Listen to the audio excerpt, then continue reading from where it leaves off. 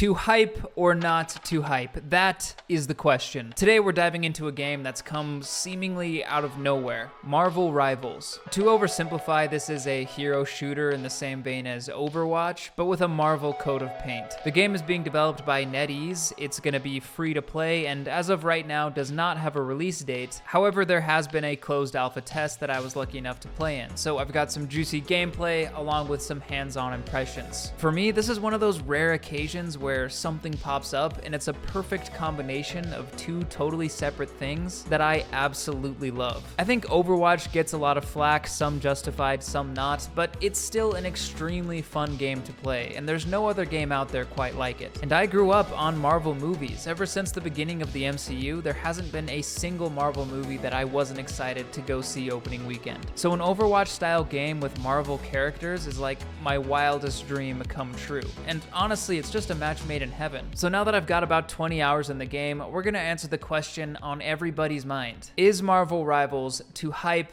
or not too hype? So hit like if you're enjoying the video, and let's get into it. Double kill! Only 60 seconds left. That's 3. Now's the time to hit. Don't mess with the amazing Spider-Man!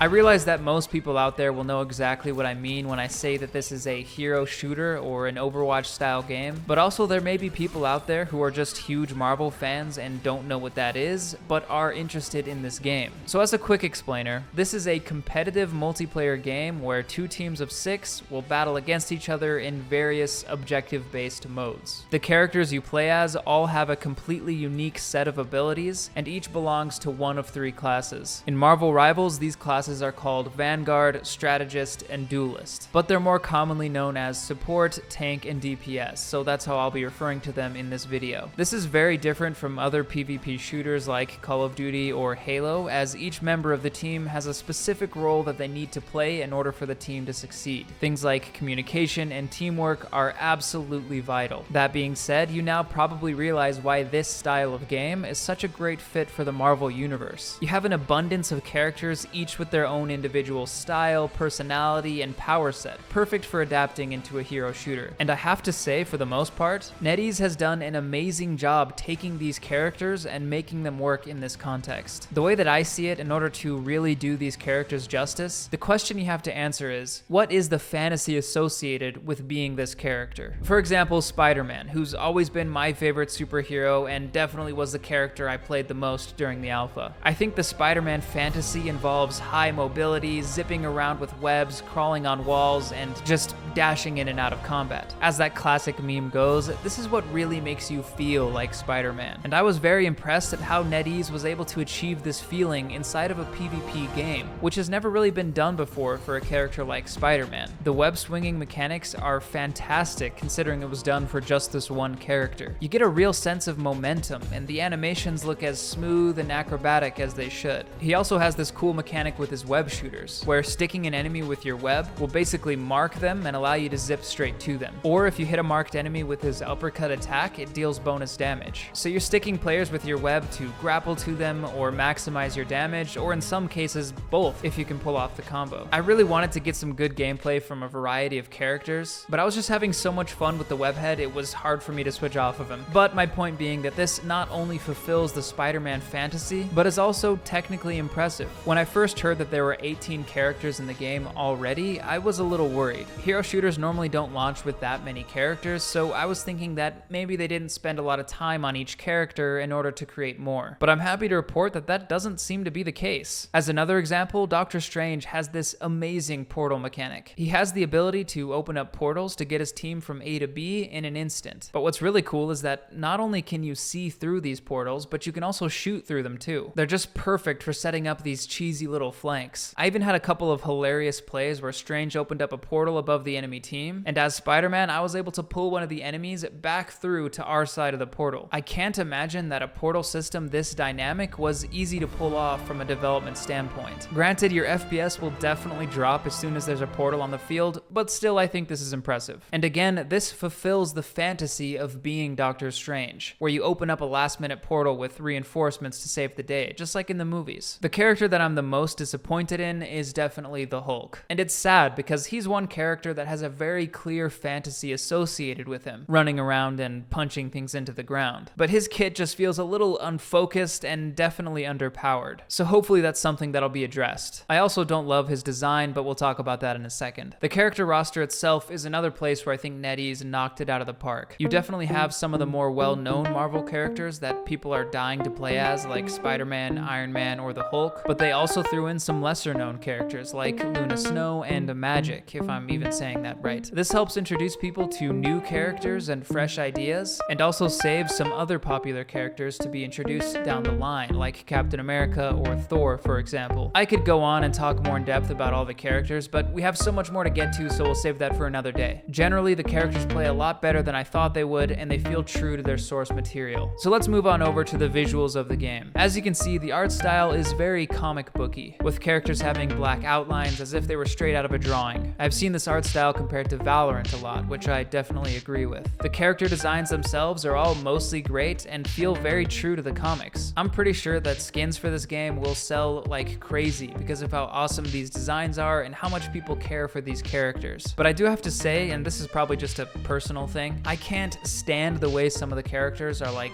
comically bulky. The Punisher, for example, I have a hard time taking seriously. He's looking like that infamous Captain America cover where his chest is like a mile deep. I can't. It's an eyesore. The Hulk and even Doctor Strange a little bit are also a little too beefy for me. But maybe that's just me. For the most part, I love the way these characters look, and I hate to admit it, but I will most likely be buying every single Spider-Man skin they put into the game. As far as maps go, the alpha had 3. 2 set in Asgard and 1 set in a futuristic Tokyo. There was nothing too exciting going on with map design. It was kind of standard stuff, honestly. And again, as a Marvel fan, it's really fun to be in these environments. They also have these fun little narratives tied into them. Like in Tokyo, you're escorting a character named Spider-Zero. And in Asgard, Loki will actually come and say something to you as a hologram before the match starts. Little details like that, I think, show that they really do care for this universe and are having a fun time putting it into the game. And it's really exciting to think of what other settings they could make into maps for the game. I mean, we could be going to Wakanda, Atlantis, Titan, a SHIELD helicarrier. There are just so many fun opportunities. So the characters are unique, the visuals are authentic, and the maps are solid. But how does it all come together? How does the game actually play? Well, I won't sugarcoat it. It does feel very much like Overwatch. Of course, Overwatch is currently doing teams of 5 and Marvel Rivals has teams of 6, so it's a bit more hectic, but basic Overwatch principles definitely apply here. Personally, I love the way Overwatch plays, so I'm not complaining about this, but definitely don't go into this game expecting to see the hero shooter formula revolutionized or something. You have your support that are in charge of healing, your tanks creating space for your team, and your DPS dealing all the damage. Even the 2 modes we had in the alpha were pretty much ripped straight out of Overwatch, Escort and Control. But luckily the game does have some things that don't exist in Overwatch at all, like destructible environments. On each map there are certain structures that can be broken down and eventually completely wiped away depending on how much damage they take. It's probably not something you haven't already seen in like Battlefield or something, but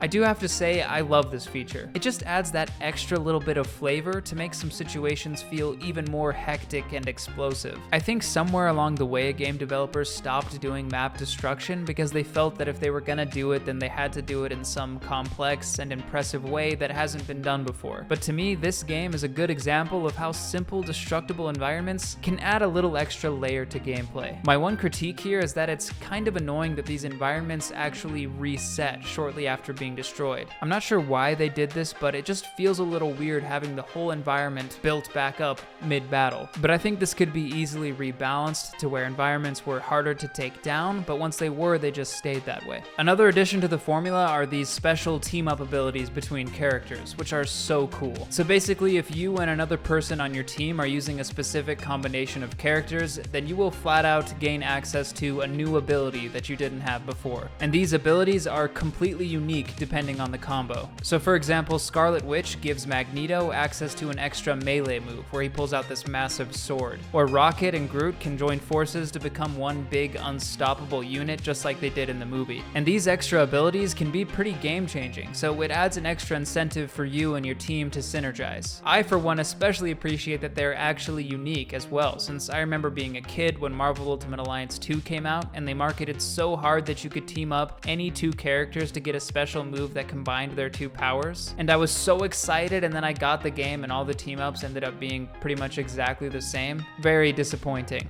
But anyway, those are some of the bigger elements that are completely new to Rivals. And other than that, I can't think of much else. On a more granular level, I think some of the characters bring new abilities and playstyles to the table that don't exist in Overwatch, so that's refreshing. But generally, the game is very similar. I guess another difference would be that this game is in third person, but that's not changing the gameplay too much. Although I am really happy that they went with third person because I love seeing my character in action. Oh, and I should also mention that there's a mode called Conquest, which is basically just team deathmatch. Personally, I think the fun of hero shooters like this comes from those objective-based modes, so I didn't play this too much, but it is a nice addition to the game. I think for someone who's completely new to hero shooters, this might be an easy entry point. But I do really hope to see some new objective-based modes for the game's full launch though. And I mean like new. Something that doesn't exist in Overwatch and can be unique to this game to kind of prove that it's standing on its own feet. Because trust me, this game will have a hard time beating the Overwatch clone allegations online. But since this was just an alpha, I won't go in too hard on the game for having such a limited map and mode selection. Here's something I will go in hard for though. One of my biggest disappointments in terms of gameplay was definitely the ultimates, which if you don't know is your character's biggest and most powerful ability that you only get to use a few times per match. My problem is that most of the ultimates are very similar,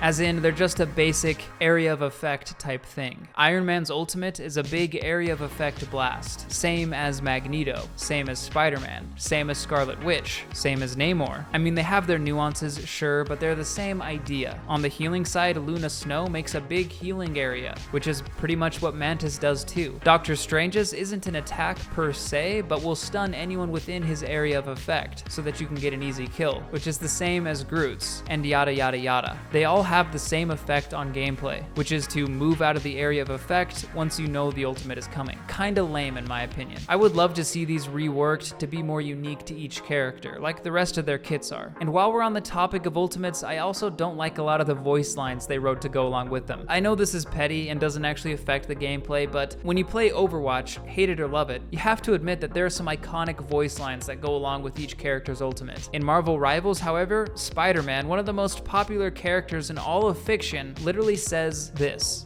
Don't mess with the amazing Spider-Man! Which is uninspired, to say the least. Hulk says, I'm hulking! Ow! Star-Lord says,